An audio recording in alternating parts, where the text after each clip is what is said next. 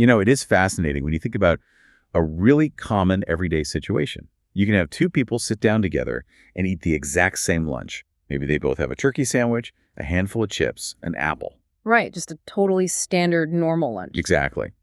And outwardly, they look similar, but underneath the surface, their bodies process that meal in entirely different ways. For one person, it is just smooth sailing. They go about their day, their energy stays steady, and they don't even give it a second thought. That happens to a lot of people. Their system just handles it perfectly. But for the other person, their internal system have to work in absolute overdrive just to maintain a basic sense of balance. And they end up feeling sluggish by 2 o'clock without really understanding why. I get what you mean. We tend to focus so much on what is sitting there on the plate.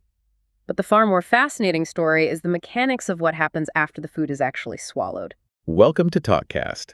We are going to explore that hidden dialogue today. I think the goal is to understand how our bodies handle that fuel, what actually happens when the system gets tired, and how we can support this internal traffic control naturally. I think that is a great way to approach it. There is this constant hidden dialogue happening inside us every single day just to manage the fuel we take in. So to figure out why those two bodies handle the exact same lunch so differently, we really have to look at the baseline first. Like, how is the body actually supposed to manage the food we eat under ideal conditions? Well, under ideal conditions, it is actually a very elegant system. When we eat, the digestive system breaks that food down into simple sugars, primarily glucose. That glucose then enters your bloodstream. Right, and the body has to do something with that glucose. Exactly. Now, rising blood sugar is essentially a signal. It tells an organ called the pancreas to release a hormone called insulin. You can think of insulin as the body's primary traffic controller. So its only job is to get that sugar out of the blood and into the cells where it can actually be used for energy. That is pretty much it. The insulin travels through the bloodstream, arrives at a cell, and essentially knocks on the door. It is signaling the cell to open up and let the blood sugar inside. I see. And once the muscles and tissues have what they need for immediate energy, insulin also tells the liver to store whatever's left over for later, right? Yes, exactly. That way, if you haven't eaten in, say, 6 hours, your liver can release a little of that stored sugar and keep your energy stable. It is a finely tuned feedback loop. But I imagine here is where the lunch scenario we talked about starts to diverge. It is. Over time, the system can lose its balance. If a body is constantly exposed to high levels of blood sugar, maybe from a highly processed diet or a chronically sedentary lifestyle, the cells just stop listening to that knock on the door. That is a useful way to look at it. It's almost like a homeowner just ignoring a weak knock at the front door. But if the cell is ignoring the knock, why doesn't the pancreas just give up and stop sending the signal? Because high blood sugar is physically damaging to the body. So the pancreas perceives the situation as an emergency. It realizes no one is answering the door, so it just starts banging louder. Oh, wow. So it just forces the issue? Right. The pancreas pumps out higher and higher levels of insulin, trying to force the cells to respond and open up. And I imagine for a while that louder banging actually works. It does work, actually, often for years. The pancreas forces the issue, the cells finally open up, and the blood sugar is cleared out of the bloodstream.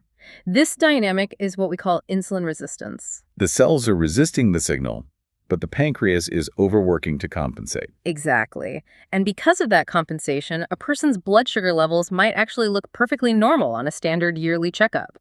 But underneath, the entire metabolic system is under immense strain. That is the interesting part. And eventually, the pancreas just cannot keep up with that level of effort indefinitely. Right. The pancreas definitely has limits. When it can no longer produce enough insulin to overcome the cell's resistance, well, that is when blood sugar starts to rise and stay high. And because the system is panicking to clear the damaging sugar, it desperately tries to stash the excess fuel wherever it can. Yes. It forces it into the liver and the muscles. And when those storage spaces are completely full, the liver takes the remaining sugar and converts it into body fat. This whole cascade sets the stage for severe metabolic issues down the road. Before we go further, I think it is important to clarify something. People often confuse type 1 and type 2 diabetes. This mechanism we are talking about, insulin resistance, is very different from type 1, isn't it? Yes, that is a crucial distinction. Type 1 diabetes is an autoimmune condition.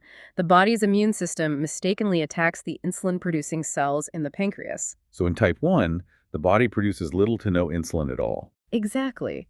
To use your analogy, there is no knock on the door because there is no visitor.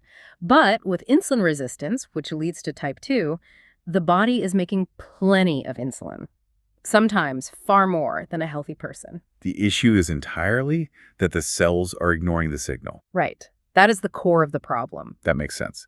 So going back to our two people eating lunch, how does someone even know if their cells are starting to ignore the knock?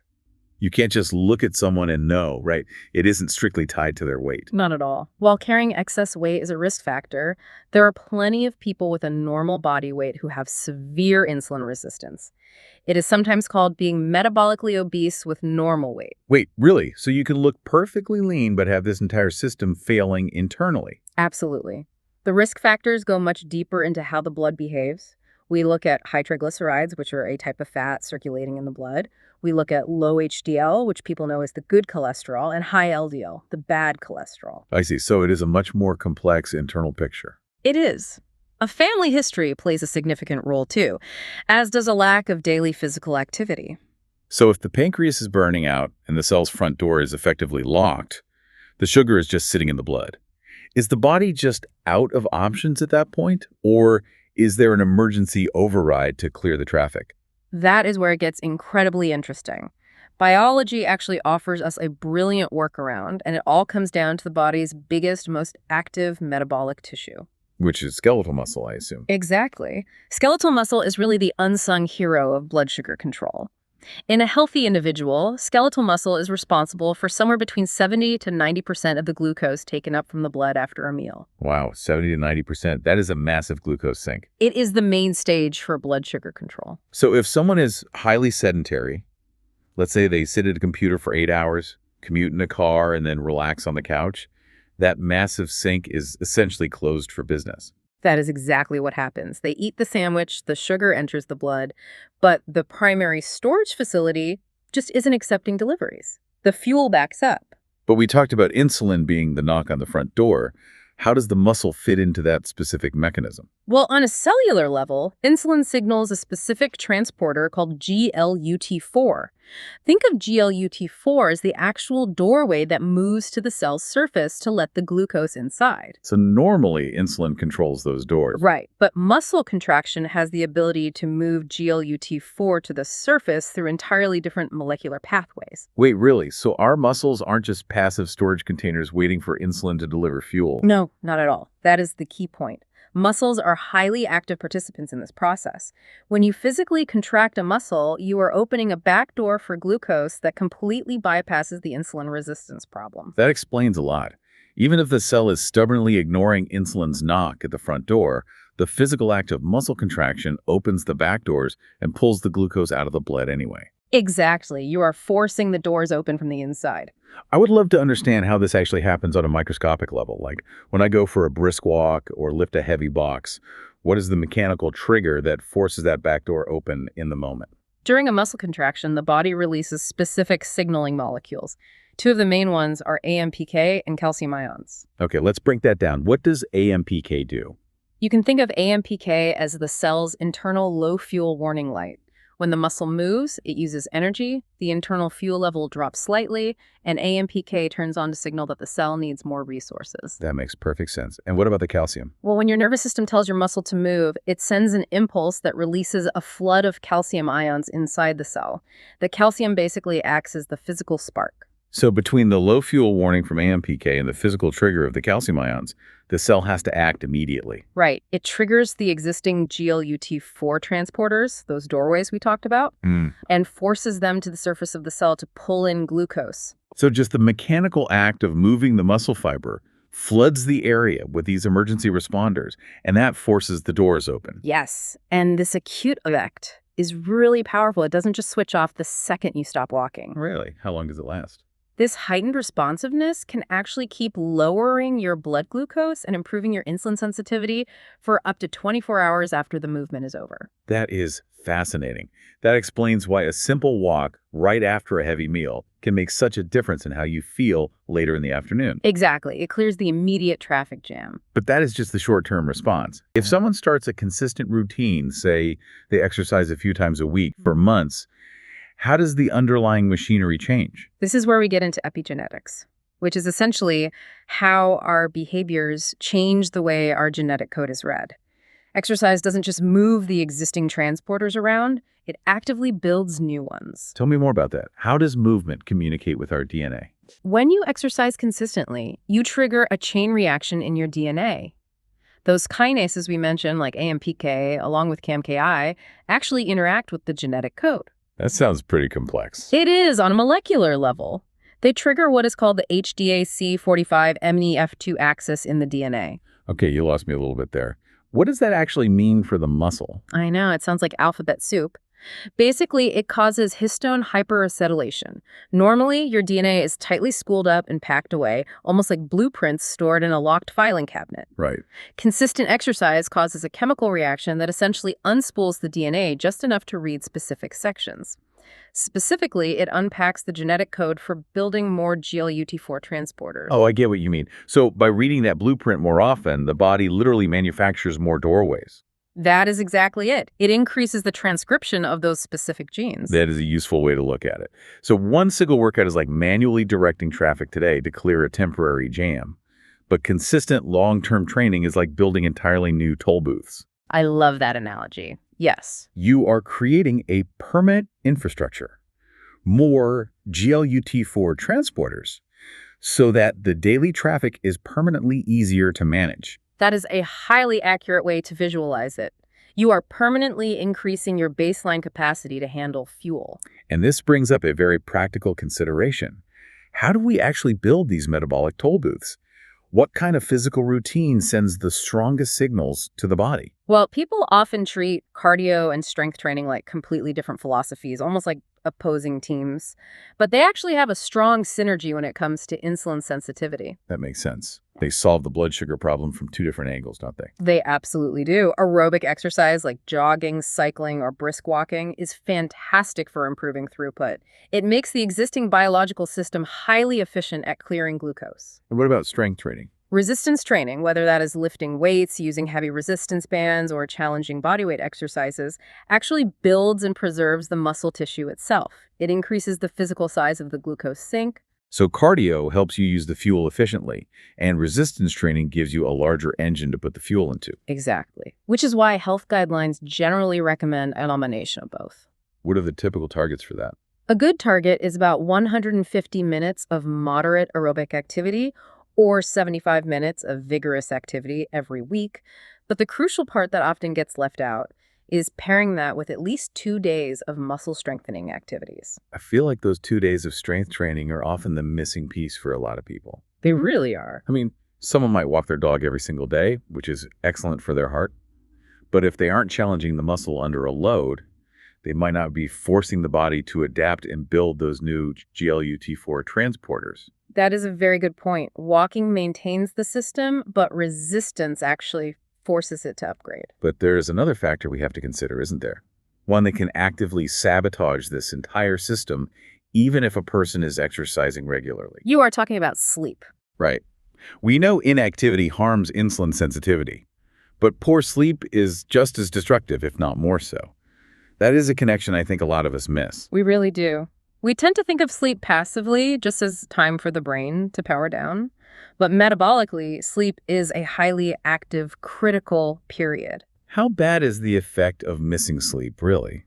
It is significant. Chronic partial sleep loss, which just means missing an hour or two of your required sleep night after night, actively tanks your glucose tolerance. It changes your entire hormonal landscape in a way that aggressively drives weight gain. I want to dig into the why there. What is the evolutionary reason that skipping a few hours of sleep throws our hormones so far out of balance? It all comes down to how the body perceives a lack of sleep.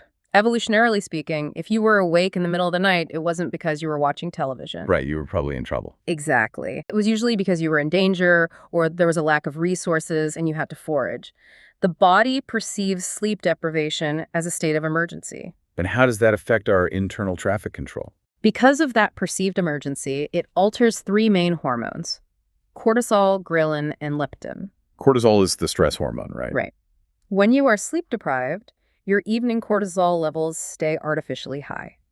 One of cortisol's primary jobs during an emergency is to keep blood sugar elevated so you have immediate energy to deal with a physical threat. So having high cortisol in the evening keeps your nervous system wired and your blood sugar high right when everything should be calming down. Exactly. That explains a lot. It is that feeling of being completely exhausted but totally wired at the same time. What about the other two, ghrelin and leptin? Those two control your appetite. Ghrelin is the hunger hormone. It tells your brain that you need to eat. Leptin is the fullness hormone. It signals that you have adequate energy stores and can stop eating. So I'm guessing sleep deprivation messes with those signals. Big time. When the body thinks it is in an emergency due to lack of sleep, it demands quick energy to survive. So ghrelin spikes dramatically and leptin plummets. Oh, wow. So your biology is basically screaming at you to consume dense, quick energy carbohydrates while simultaneously muting the signal that tells you you have had enough. It is the perfect storm. You are metabolically driven to overeat. And because of the sleep deprivation, your cells are already resisting the insulin needed to process whatever you just ate. You're taking in more fuel, and your body's ability to safely store that fuel is severely compromised. Exactly. That interconnectedness of muscle, diet, and rest sounds very familiar, actually. It is exactly the kind of biological feedback loop we saw in our conversation, can type 2 diabetes go into remission, where shifting those daily habits changes the whole system. That is true. It really highlights how our small daily inputs, choosing to take the stairs, getting to bed on time, challenging our muscles, are constantly communicating with our biology. It is a continuous feedback loop. And it reframes how we should view exercise, I think. We so often treat working out as a chore or as a purely cosmetic effort to change how we look in the mirror. But when you understand the microscopic machinery, you realize that resistance training and daily movement are actually profound acts of metabolic self-defense. That is the perfect way to phrase it, metabolic self-defense. By using our muscles, we are actively upgrading our internal infrastructure. We are building those toll booths. We are giving an exhausted pancreas a much-needed break. And we are ensuring that when we do sit down to enjoy a meal, our body knows exactly how to route the fuel safely. And that is the empowering part. We have a massive amount of direct control over which system we are operating. You don't need to be an elite athlete to open those back doors. Right, just everyday movement makes a difference. Exactly. Just doing a few sets of bodyweight squats in your living room or prioritizing a full night of sleep are incredibly powerful signals that literally rewrite how your cells function. It makes you look at a sedentary lifestyle in a whole new light. We are living in a modern world where technology has engineered physical exertion out of our daily lives. We don't have to hunt, gather, or even walk to the store if we don't want to. But we are still walking around in these ancient biological machines that fundamentally require muscle contraction just to open the doors for our food. That is the ultimate evolutionary mismatch. Our environment has changed, but our biological requirements haven't. Until medical science eventually figures out a way to chemically mimic the exact effects of exercise, to artificially open that back door without us having to lift a finger-deliberate physical movement is the only key we have. It really is. It is the original medicine. It leaves you wondering how much of our modern fatigue is just our biology waiting for a signal we keep forgetting to send. It's a fascinating reminder that our bodies are always listening. We just have to make sure we're giving them the right instructions. Thanks for listening to TalkKast.